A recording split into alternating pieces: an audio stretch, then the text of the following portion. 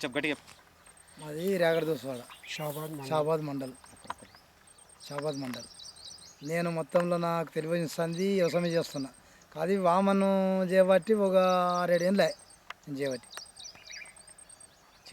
రోగం వస్తుందా? ఇట్లా ఏమొస్తలేవు, కొంచెము నిరుడు జర తాళ్ళాక వచ్చింది కొంచెం, కానీ అందులో జర బొమ్మన ఉంటుంది, అందులో ఉంటుంది కానీ బాగానే వస్తుంది వామన. ఒకసారి అది చేత అవి గిల చూపెట్టు. అక్కడ గిలనే గొల మధ్యలో